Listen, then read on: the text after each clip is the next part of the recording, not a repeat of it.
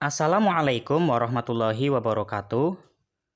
Kami peserta Latsar CPNS 2019 Pemerintah Kabupaten Bekasi Angkatan 1 Kelompok 1B. Dengan anggota Imam Munandar, Puji Lestari, Apikoh, Rizka Pipit Irawati, dan Siti Nur Saadah. Pada kesempatan kali ini, kami akan menganalisis isu kontemporer di lingkungan sekitar dengan menggunakan analisis Fishbone tentang hoax. Dewasa ini, Indonesia dibanjiri berita hoax yang meresahkan rakyat, yang ditandai oleh kebingungan dalam mendapatkan informasi yang benar.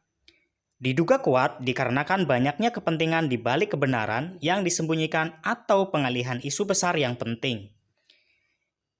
Jika tidak ada kehati-hatian, netizen pun dengan mudah termakan tipuan hoax tersebut, bahkan ikut menyebarkan informasi palsu itu. Tentunya akan sangat merugikan bagi pihak korban fitnah. Oleh karenanya, kami sepakat bahwa hoax merupakan alat dari sebagian kejahatan data pada masa kini dan perlu kita memiliki filter data atau informasi yang baik dan benar.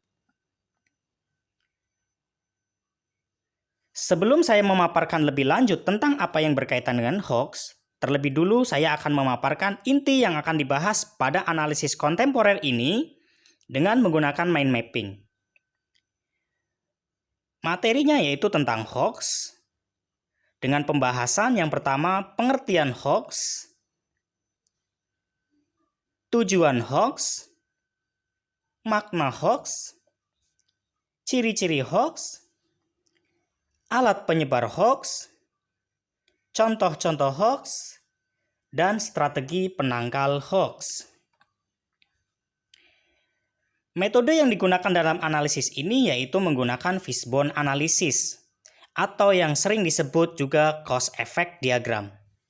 Merupakan sebuah metode yang digunakan untuk membantu memecahkan masalah yang ada dengan melakukan analisis sebab dan akibat dari suatu keadaan dalam sebuah diagram yang terlihat seperti tulang ikan. Dalam pembahasan tentang hoax, dalam kasus hoax ini, analisis penyebab-penyebabnya diantaranya adalah kurangnya minat baca, minimnya literatur, doktrin media yang tidak kredibel, terbangun dari permintaan kepentingan.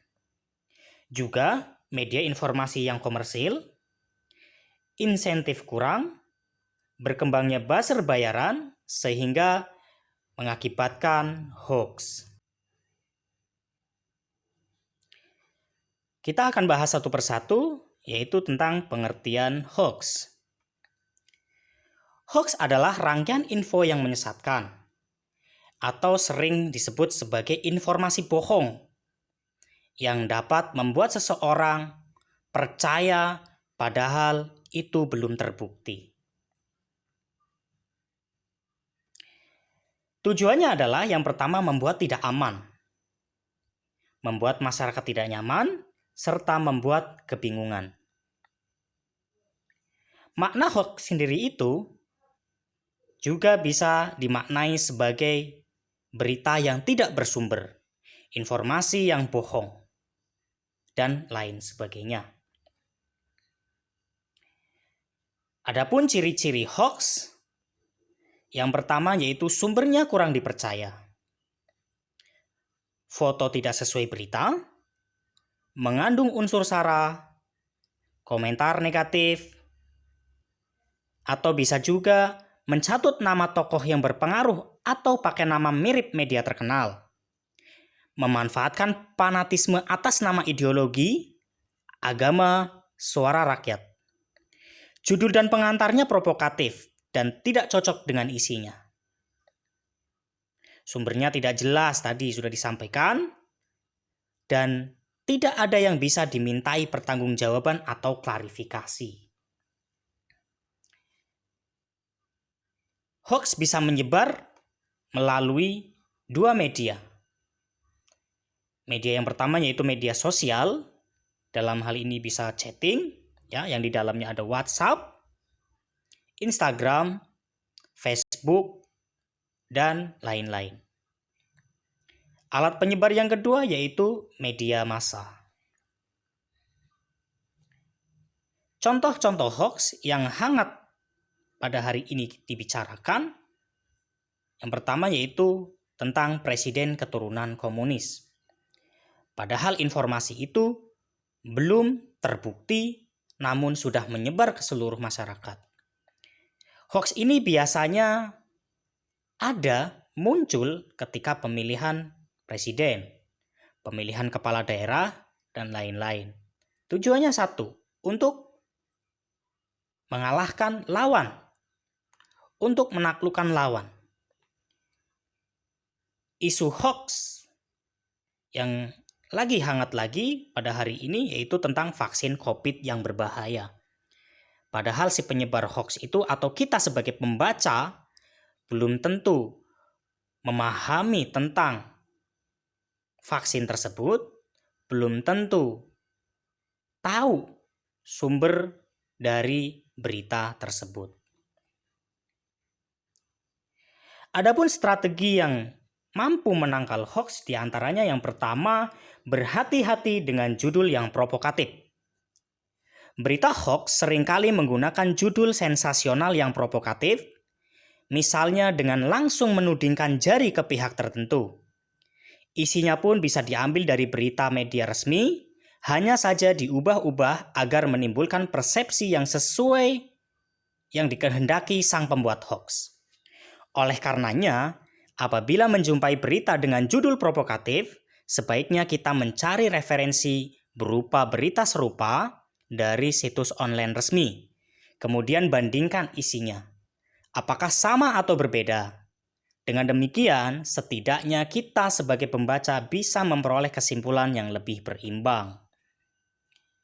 Strategi yang kedua yaitu cermati atau cari tahu keaslian alamat situs laman. Untuk informasi yang diperoleh dari website atau mencantumkan link, cermatilah alamat URL situs yang dimaksud.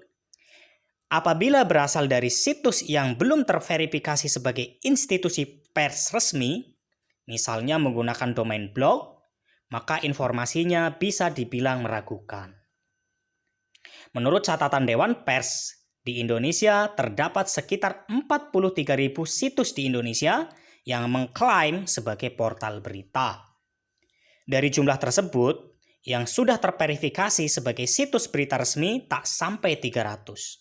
Artinya, terdapat setidaknya puluhan ribu situs yang berpotensi menyebarkan berita palsu di internet yang mesti diwaspadai. Yang ketiga, perhatikan keaslian foto. Di era teknologi digital saat ini, bukan hanya konten berupa teks yang bisa dimanipulasi, melainkan juga konten lain berupa foto atau video. Ada kalanya pembuat berita palsu juga mengedit foto untuk memprovokasi pembaca. Cara untuk mengecek keaslian foto bisa dengan memanfaatkan mesin pencari Google, yakni dengan melakukan drag and drop ke kolom pencarian Google Image. Hasil pencarian akan menyajikan gambar-gambar serupa yang terdapat di internet sehingga bisa dibandingkan. Strategi yang keempat yaitu ikut serta dalam grup diskusi anti-hoax di media sosial. Di Facebook terdapat sejumlah fanpage dan grup diskusi atau hoax, misalnya forum anti-fitnah, forum anti-hasut, fanpage dan grup Indonesian Hoaxbuster, fanpage Indonesia Hoaxes, dan grup Skoci. Di grup-grup diskusi ini, kita bisa ikut bertanya apakah suatu informasi merupakan hoax atau bukan, sekaligus melihat klarifikasi yang sudah diberikan oleh orang lain. Yang kelima, strategi penangkal hoax, segera adukan kepada Kementerian Komunikasi dan Informatika jika menemukan berita hoax. Masyarakat Indonesia Anti-Hoax juga menyediakan laman data johnbackhoax.id untuk menampung aduan hoax dari para netizen. johnbackhoax.id sekaligus berfungsi sebagai database berisi referensi berita hoax. Demikian pemaparan dari kami, mudah-mudahan bermanfaat. Say no to hoax. Assalamualaikum warahmatullahi wabarakatuh.